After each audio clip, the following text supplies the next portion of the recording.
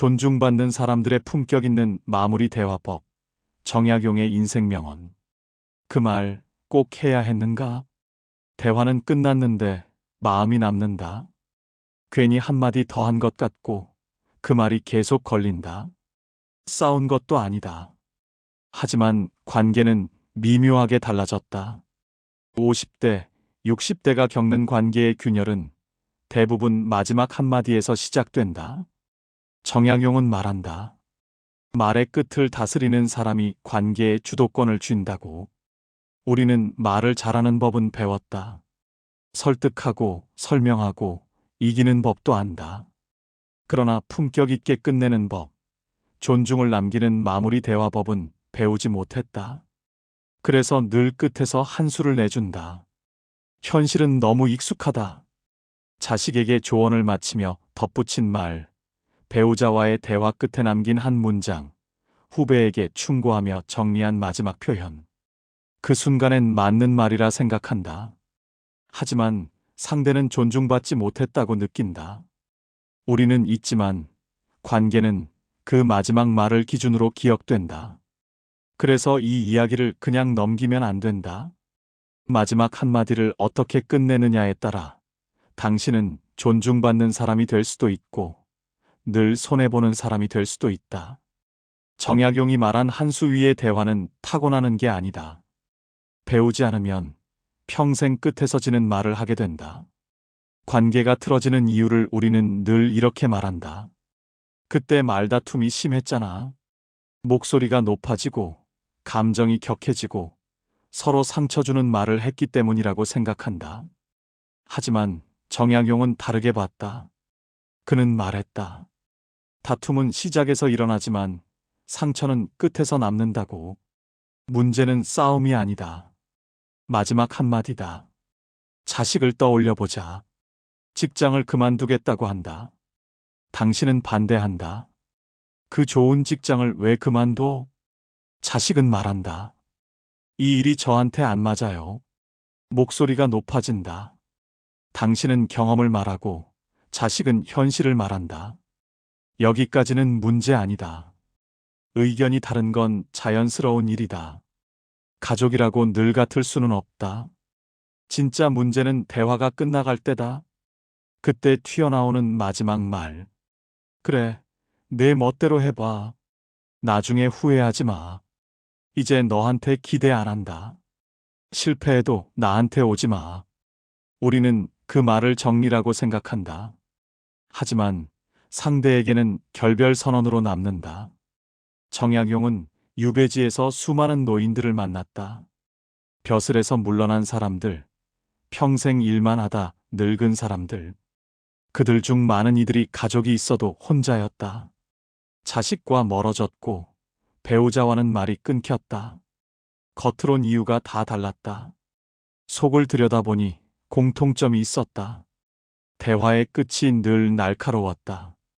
어느 노인은 아들과 다툰 끝에 이렇게 말했다. 내가 효자인 줄 알았는데 결국 이 정도구나. 그날 이후 아들은 오지 않았다. 명절에도 생일에도. 또 다른 노인은 배우자에게 말했다. 당신은 평생 그 모양이었어. 그날 이후 부부는 말을 하지 않았다. 한 집에 살면서 남처럼 살았다.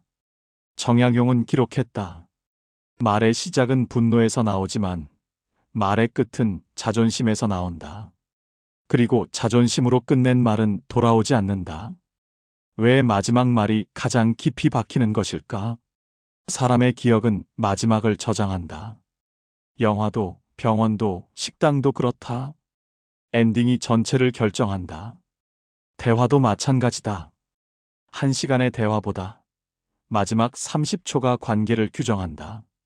그런데 우리는 왜 끝에서 가장 날카로워질까? 정약용은 이렇게 분석했다. 사람은 대화가 끝날 때 진 것 같다는 느낌을 견디지 못한다고. 그래서 마지막에 한 방을 날린다. 이기기 위해서다. 내가 옳았다는 걸 각인시키기 위해서다. 하지만 그 말은 설득이 아니다. 관계의 문을 닫는 말이다. 그래서 이 이야기를 그냥 넘기면 안 된다. 마지막 한마디를 어떻게 끝내느냐에 따라 당신은 존중받는 사람이 될 수도 있고 늘 말끝에서 관계를 잃는 사람이 될 수도 있다. 정약용이 말한 한수위의 대화는 우연이 아니다. 모르면 앞으로도 같은 자리에서 같은 후회를 하게 된다. 김 선생은 평생 옳은 사람이었다. 60대 교사로 살아오며 논리와 원칙으로 인정받았다. 학생들에게도 동료들에게도 그는 늘 명확했다. 문제가 생기면 감정이 아니라 이유를 찾았다. 그리고 해결책을 제시했다. 그것이 그의 강점이었고 자부심이었다. 그런 그에게도 잊히지 않는 장면이 하나 있다. 5년 전 딸이 회사를 그만두겠다고 했을 때다. 대기업 마케팅팀, 어렵게 들어간 자리였다. 김 선생은 놀랐다. 무슨 소리야? 그 회사 들어가려고 얼마나 고생했는데. 그에게 그 말은 상식이었다. 부모라면 당연히 해야 할 말이라고 생각했다. 딸은 차분히 이유를 설명했다. 매일 이어지는 야근, 주말 근무, 점점 나빠지는 건강. 일이 삶을 삼켜버린 느낌이라고 했다. 김 선생은 반대했다. 요즘 취업이 얼마나 어려운지, 지금 그만두면 다시 들어가기 얼마나 힘든지, 조금만 버티면 나아질 수 있다는 이야기를 했다. 말은 모두 맞았다. 딸의 말도 맞았고, 아버지의 말도 틀리지 않았다. 둘 다 진심이었다. 하지만 딸은 물러서지 않았다. 아빠는 제 하루를 모르잖아요. 선배들 봐도 10년 차도 다 똑같아요. 대화는 1시간을 넘겼다. 김 선생은 자신의 경험과 논리로 딸을 설득하려 했다. 딸을 위해서였다. 걱정됐고 두려웠고 실패할까봐 무서웠다. 그러나 딸은 끝까지 자신의 입장을 굽히지 않았다. 그 순간 김 선생의 마음에 이런 생각이 스쳤다. 왜 내 말을 안 듣지? 내가 틀린 말을 하나? 그리고 대화의 끝에서 이렇게 말했다. 그래, 내 멋대로 해. 하지만 나중에 실패해도 나한테 기대지 마. 내가 뭐라고 했는지 기억하고. 그날 이후 딸은 달라졌다. 집에 오는 횟수가 줄었고 전화도 뜸해졌다. 명절에 와도 대화는 짧았다. 잘 지내? 응. 회사 괜찮아? 그냥. 말은 오갔지만 마음은 다쳤다. 김 선생은 나중에야 깨달았다. 딸이 원했던 건 정답이 아니라 아빠가 내 편이라는 확신이었다는 것을. 정약용은 이렇게 썼다. 나이가 들수록 내가 틀렸을 수도 있다는 말이 어려워진다. 젊을 때는 틀려도 괜찮다. 아직 배우는 중이기 때문이다. 오히려 틀려야 성장한다고 말한다. 하지만 50대, 60대는 다르다. 우리는 실제로 많은 것을 겪었다. 실수도 했고, 선택도 했고, 책임도 졌다. 그 시간들이 지금의 나를 만들었다. 그래서 이 말이 유독 어렵다. 그래, 내 말도 맞다.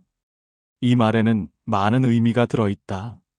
내 경험이 절대적이지 않을 수 있다는 인정. 내가 모르는 현실이 있다는 수용. 상대가 나보다 더 나은 판단을 할 수도 있다는 여지. 이건 단순한 말이 아니다. 자기 인생 전체를 잠시 내려놓는 일이다. 특히 자식이나 후배처럼 내가 가르쳐야 한다고 믿어온 사람 앞에서는 더 어렵다. 내가 먼저 살았고, 더 많이 겪었고, 그래서 더 잘 안다고 생각하기 때문이다. 그리고 그 생각은 대부분 사실이다. 우리는 정말 더 많이 안다. 문제는 더 많이 안다는 것과 항상 옳다는 것은 다르다는 점이다. 정약용은 이렇게 물었다. 진짜 자존심은 무엇인가? 말로 이기는 것인가? 사람을 지키는 것인가? 말로 이기면 그 순간은 시원하다. 논리적으로는 승리다. 하지만 그 대화는 거기서 끝난다. 그래, 내 말도 맞다는 말은 굴복이 아니다. 패배도 아니다. 그 말은 이렇게 말하는 것이다. 나는 여전히 내 생각이 있지만 너의 생각에도 존중할 가치가 있다. 정약용의 친구 중 한 학자가 이런 말을 했다. 스승의 권위는 제자를 이기는 데서 오는 것이 아니라 제자를 키우는 데서 온다. 정약용은 그 말을 기억했다. 그리고 아들이 과거 시험을 포기하겠다고 했을 때 잠시 멈췄다. 그래, 내 말도 맞다. 내가 가고 싶은 길이 있다면 그 길을 가거라. 그날 그는 대화에서는 물러섰다.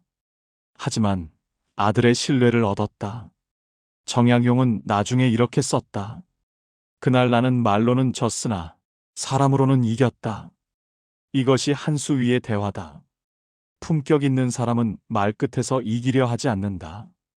존중을 남긴다. 그리고 관계에서는 결국 그 사람이 이긴다. 박 여사는 평생 강한 사람이었다. 65세 시집살이를 견뎠고 아이 셋을 키웠고 남편의 사업도 함께 버텼다. 누구에게도 쉽게 지지 않았다. 그래서 어려운 시절을 지나올 수 있었다.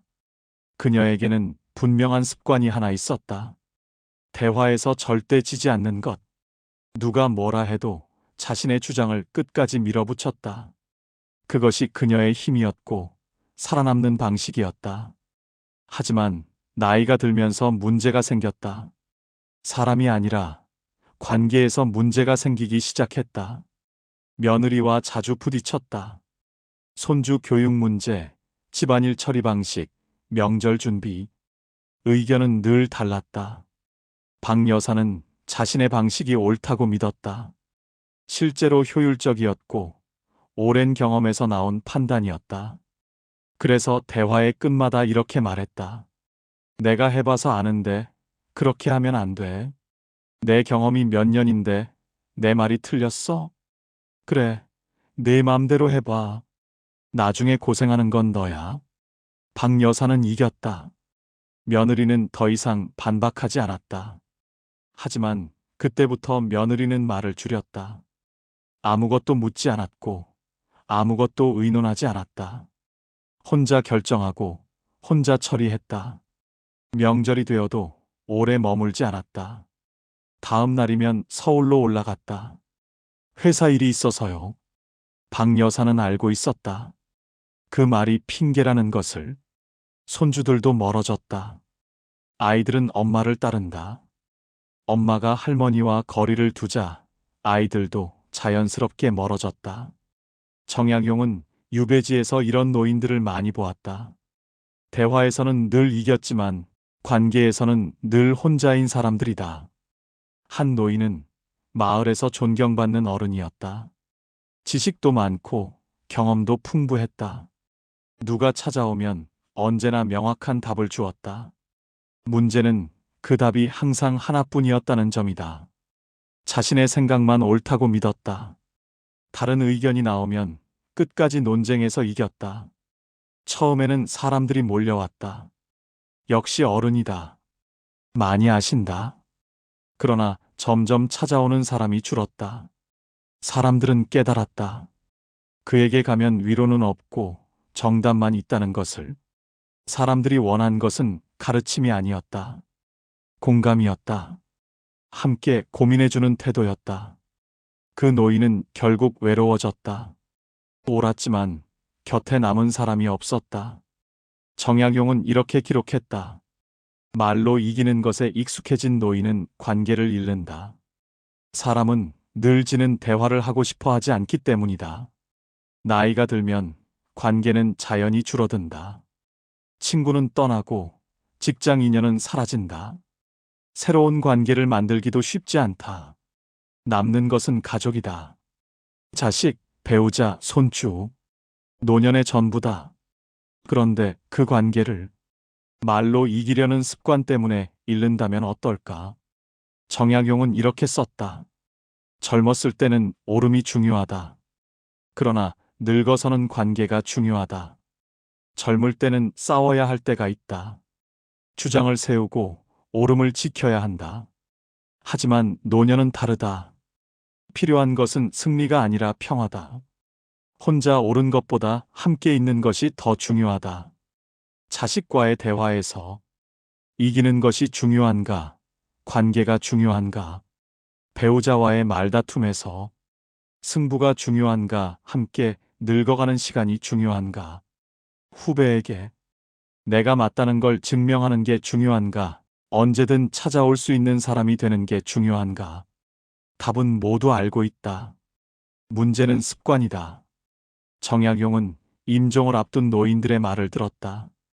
그들이 가장 후회한 것은 실패한 사업도 놓친 기회도 아니었다. 가족에게 했던 말, 특히 마지막에 던진 말들이었다. 왜 그때 그렇게 말했을까? 왜 이해해주지 못했을까? 정약용은 이렇게 정리했다. 노년의 후회는 대부분 하지 않은 말이 아니라 해버린 말 때문이다. 그리고 그 말들의 공통점은 하나였다. 모두 이기려고 한 말이었다. 그 말은 통쾌했을지 모른다. 하지만 그 대가로 사람이 떠났다. 정약용은 대화를 두 가지로 나눴다. 이기는 대화, 그리고 남는 대화다. 이기는 대화는 논쟁에서 승리하는 대화다. 내 주장을 관철시키고 상대를 설득하고 내가 옳다는 것을 증명하는 대화다. 남는 대화는 다르다. 의견 차이가 있어도 관계가 남는다. 대화가 끝난 뒤에도 다시 말을 걸 수 있다. 존중이 남고 신뢰가 남는다. 정약용은 이렇게 말했다. 이기는 대화는 순간의 만족을 주지만 남는 대화는 평생의 관계를 남긴다. 왜 우리는 늘 이기려 하는가? 대화가 길어질수록 의견이 맞서 있을수록 사람은 무의식적으로 승부를 건다. 이대로 끝나면 진 것 같고 마지막에 한마디라도 더 해야 내가 옳았다는 느낌이 든다. 그래서 대화의 끝에서 가장 날카로운 말이 나온다. 하지만 그 말이 관계를 무너뜨린다. 정약용은 말했다. 대화의 가치는 이겼느냐가 아니라 끝난 뒤에도 관계가 남았느냐로 판단해야 한다고. 정약용은 남는 대화를 위해 아주 구체적인 방법을 남겼다. 첫째, 마지막 말을 미리 준비하라.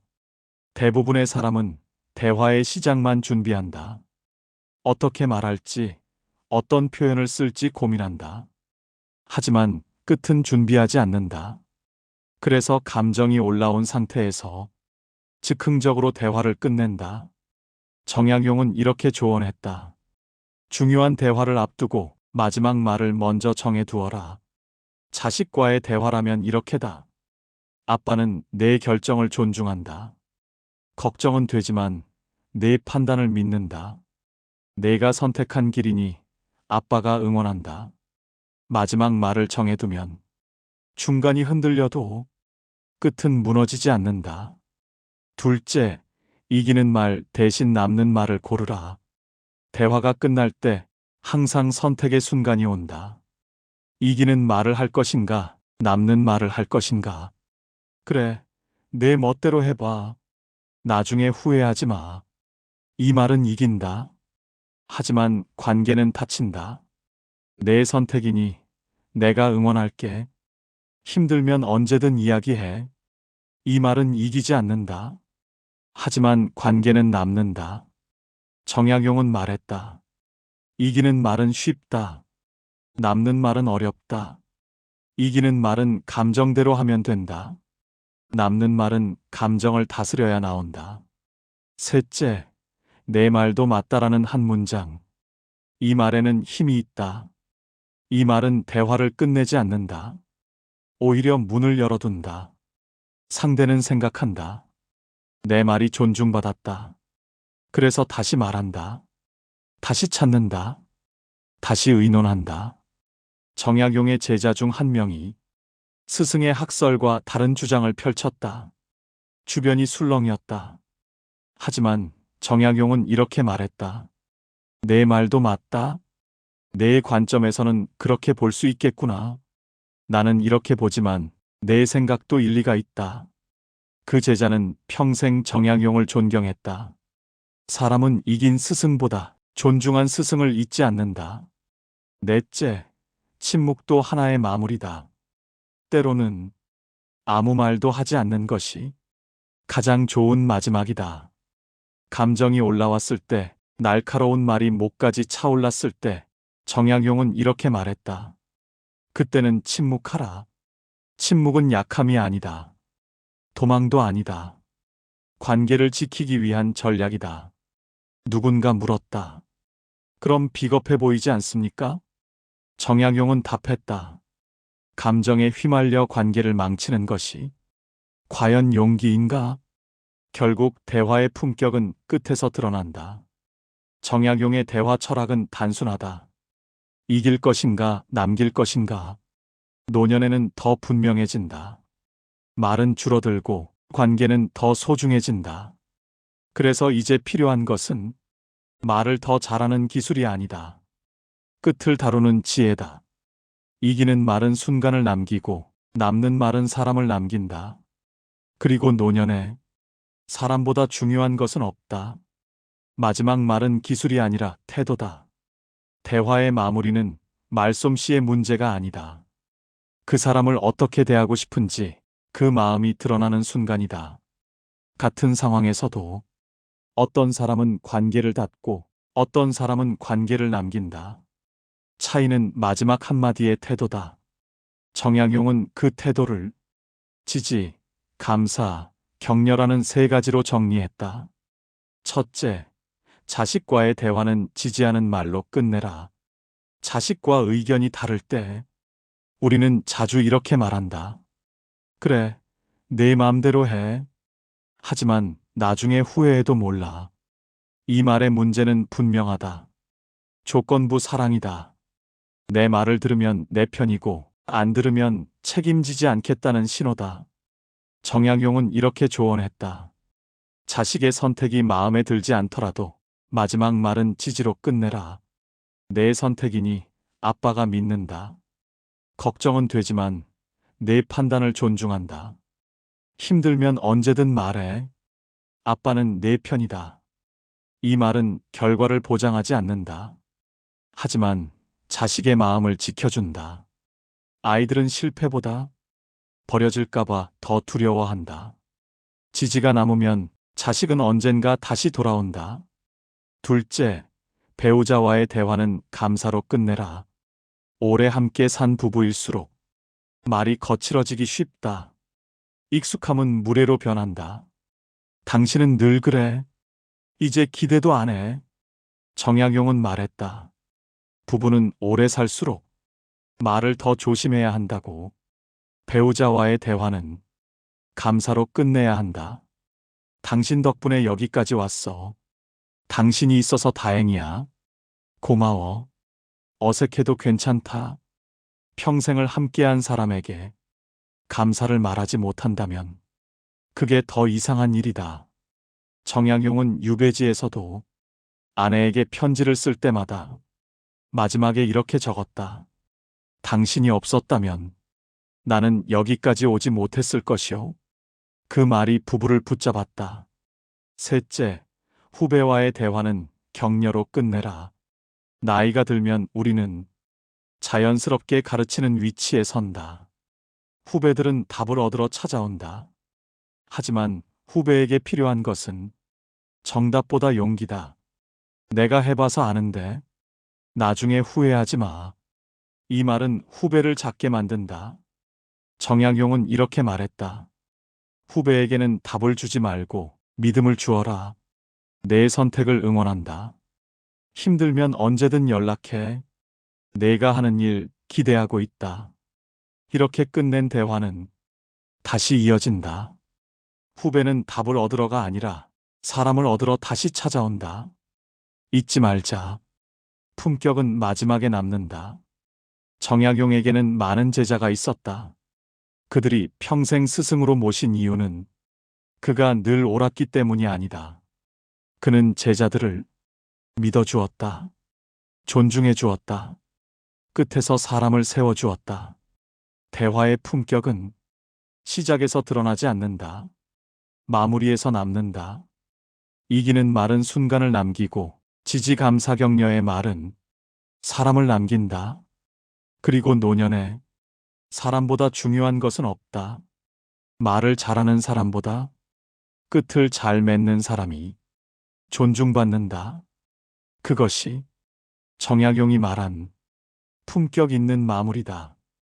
대화에는 결정적인 시간이 있다. 심리학자들은 말한다. 대화에서 가장 중요한 시간은 마지막 30초라고. 1시간 동안 대화를 나눴어도 사람들이 기억하는 것은 그 대화가 어떻게 끝났는지다. 정약용도 같은 생각이었다. 그는 이렇게 썼다. 대화의 처음은 뜻을 전하는 시간이요. 마지막은 관계를 정하는 시간이다. 말을 많이 한 시간이 아니라 끝을 어떻게 맺었는가가 관계를 남기느냐, 끊느냐를 결정한다. 그렇다면 그 마지막 30초를 어떻게 써야 할까? 여기 마지막 30초를 위한 3가지 원칙이 있다. 첫째, 상대를 인정하라. 대화가 끝날수록 우리는 내 말만 남기고 싶어진다. 하지만 그 순간 상대의 생각을 한번 인정하라. 내 생각은 이렇지만 내 생각도 이해가 돼. 우리가 보는 관점이 다를 수 있겠구나. 내 말에도 일리가 있어. 이 한 문장이 상대의 마음을 풀어준다. 상대는 생각한다. 내 말이 무시당하지는 않았구나. 그것만으로도 관계는 무너지지 않는다. 둘째, 관계를 확인하라. 의견이 다를 때 사람이 가장 두려워하는 것은 생각의 차이가 아니라 관계가 끊길지도 모른다는 불안이다. 그래서 마지막에 관계를 분명히 해주어야 한다. 우리는 생각이 달라도 가족이야. 의견이 달라도 내 마음은 변하지 않아. 이 얘기는 여기까지 해도 우리는 괜찮아. 이 말은 안심을 준다. 이 사람은 나를 버리지 않겠구나. 그 안심이 다음 대화를 가능하게 한다. 셋째, 문을 열어두라. 대화를 완전히 끝내지 마라. 문을 닫지 마라. 조금 더 생각해보고 다시 이야기하자. 내 생각이 더 궁금해. 다음에 더 듣고 싶다. 언제든 편하게 말해. 이 말은 다음 대화를 예약한다. 관계는 이렇게 이어진다. 이제 실제 상황을 보자. 차이는 늘 마지막 말에서 난다. 자식이 조언을 거부할 때 이기는 말. 그래, 내 맘대로 해봐. 나중에 후회하지 마. 남는 말. 내 선택이니 존중할게. 힘들면 언제든 말해. 아빠는 내 편이야. 배우자와 의견이 다를 때 이기는 말. 당신은 늘 내 말을 안 들어. 답답해. 남는 말. 생각이 다르네. 중간에서 방법을 찾아보자. 당신 의견도 더 들어볼게. 후배가 다른 길을 선택할 때 이기는 말. 내가 해봐서 아는데 그렇게 하면 안 돼. 남는 말. 내 경험은 이렇지만 내가 보는 게 다를 수 있겠다. 내 선택을 응원해. 며느리와 육아 방식이 다를 때 이기는 말. 내가 애셋 키워봐서 아는데 그렇게 하면 안 돼. 남는 말. 내 방식도 있지만 요즘은 다를 수 있겠네. 내 방식을 지켜봐도 될까? 내용은 비슷하다. 의도도 나쁘지 않다. 하지만 마지막 표현이 관계를 가른다. 마지막 30초는 연습으로 만들어야 한다. 이 말들이 어색하게 느껴지는가? 당연하다.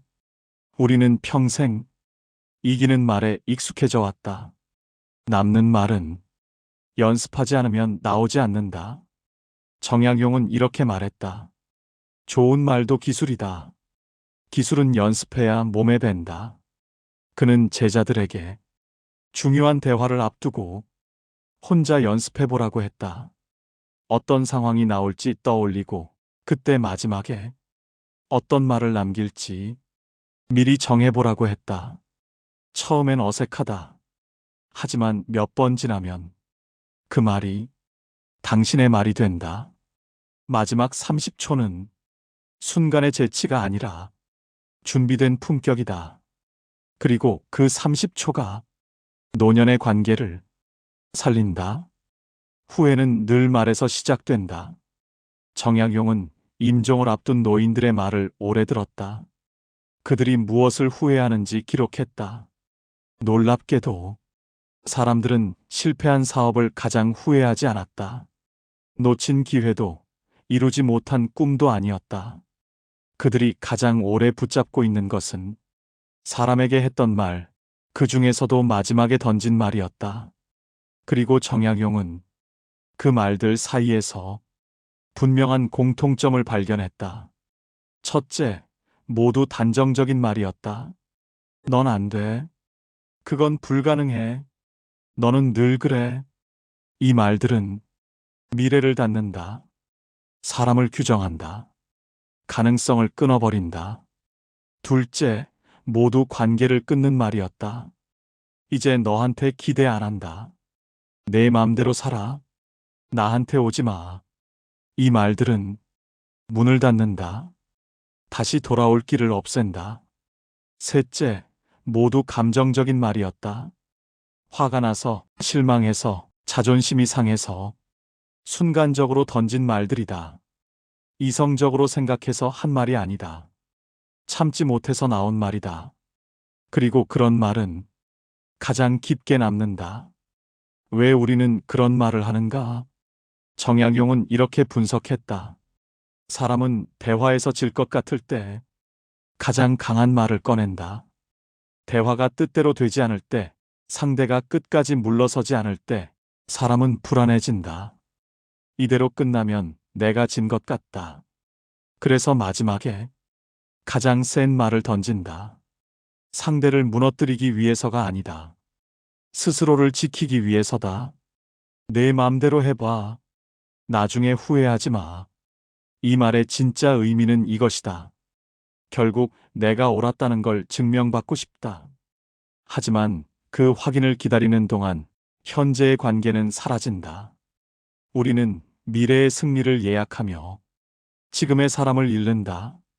정약용은 마지막으로 이렇게 조언했다. 말을 하기 전에 세 가지를 물어보라. 이 말이 진실인가? 이 말이 필요한가? 이 말이 친절한가? 특히 대화의 마지막 말은 더욱 신중해야 한다. 말을 던지기 전 단 3초만 멈춰보라. 그리고 스스로에게 물어보라. 이 말을 한 뒤 내가 후회하지 않을까? 이 말을 들은 사람은 어떤 마음으로 돌아갈까?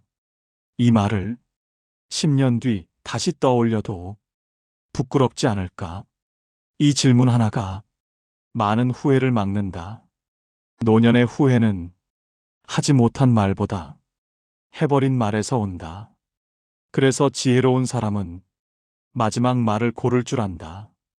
그 선택 하나가 관계를 살리고 삶의 끝을 조금 더 따뜻하게 만든다. 우리는 말이 끝난 뒤에도 관계가 남아있는 사람이 되어야 한다. 진정한 승리란 무엇인가? 정약용은 말년에 이렇게 썼습니다. 나는 평생 수많은 논쟁을 했다. 학문에서도 정치에서도 싸웠다. 이기기도 했고 지기도 했다. 그러나 이제와 돌아보니 내가 이긴 논쟁은 하나도 기억나지 않는다. 다만 내가 관계를 지킨 사람들만 기억난다. 그는 유배지에서 18년을 살았습니다. 그 긴 시간 동안 그를 버티게 한 것은 논쟁에서 이긴 기록이 아니었습니다. 가족이 보낸 편지, 제자들의 방문, 친구들의 안부, 그 관계들이 그를 지켜주었습니다. 그래서 그는 이렇게 깨달았습니다. 인생에서 중요한 것은 무엇이 옳은가가 아니라 누구와 함께 남는가다. 마지막 말은 마지막 기억이 된다. 오늘 여러분이 가족에게 한 마지막 말이 무엇인지 떠올려 보십시오. 만약 오늘이 그 사람과의 마지막 대화였다면 그 말로 끝나도 괜찮겠습니까? 우리는 늘 이렇게 생각합니다. 다음에 더 잘하자. 다음에는 사과하자. 다음에는 이해해주자. 하지만 다음은 보장되지 않습니다. 정약용은 말했습니다. 모든 대화를 마지막 대화처럼 하라. 그러면 후회가 없을 것이다. 이제 이 시간을 마무리하며 정약용이 남긴 한 문장을 나눕니다. 지혜로운 사람은 말로 상대를 이긴 사람이 아니라 말이 끝난 뒤에도 관계가 남아있는 사람이다. 당신은 어떤 사람이고 싶습니까? 대화에서 늘 이기는 사람입니까? 아니면 대화가 끝나도 관계가 남는 사람입니까? 자식에게 내가 옳았다를 증명하는 사람입니까? 아니면 아빠는 내 편이다라는 믿음을 남기는 사람입니까? 배우자에게 당신이 틀렸다를 말하는 사람입니까? 아니면 당신이 있어서 다행이다라는 마음을 주는 사람입니까? 후배에게 내 말대로 해라고 남는 사람입니까? 아니면 저 사람에게 배우고 싶다는 기억으로 남는 사람입니까? 그 선택은 언제나 대화의 마지막 30초에 이루어집니다. 오늘부터 시작하십시오. 오늘 집에 돌아가시면 가족에게 한마디만 하십시오. 오늘 하루 고마웠어. 당신이 있어서 다행이야. 사랑해. 어색해도 괜찮습니다. 쑥스러워도 괜찮습니다. 그 한마디가 관계를 바꿉니다. 그리고 다음에 누군가와 의견이 다를 때, 대화가 끝나갈 때 마지막 말을 하기 전 잠깐만 멈추십시오. 그리고 스스로에게 물어보십시오. 이 말은 이기는 말인가, 남는 말인가? 그 질문 하나가 여러 관계를 살립니다. 처음에는 어렵습니다. 자존심이 허락하지 않을 수도 있습니다. 하지만 반복하면 그것은 습관이 됩니다. 그리고 그 습관이 당신의 노후를 바꿉니다. 정약용은 임종 직전 아들들에게 이렇게 말했습니다. 내가 너희에게 남기는 것은 재산도 명예도 아니다. 다만 한 가지 지혜를 남긴다. 대화의 끝을 잘 맺는 법이다. 그것이 관계를 지키는 법이고 행복하게 늙는 법이다. 여러분도 마찬가지입니다. 나이가 들수록 필요한 것은 더 많은 말이 아닙니다. 더 현명한 마무리입니다. 말로 이기려 하지 마십시오. 관계를 남기십시오. 대화에서 승리하려 하지 마십시오. 사람을 얻으십시오. 마지막 일격을 날리려 하지 마십시오. 마지막 따뜻함을 나누십시오. 그것이 정약용이 평생 배우고 가르친 지혜이며 품격을 지켜주는 마무리 대화법입니다. 오늘 이 시간이 여러분의 대화를 그리고 관계를 조금 더 따뜻하게 바꾸는 시작이 되기를 바랍니다. 감사합니다.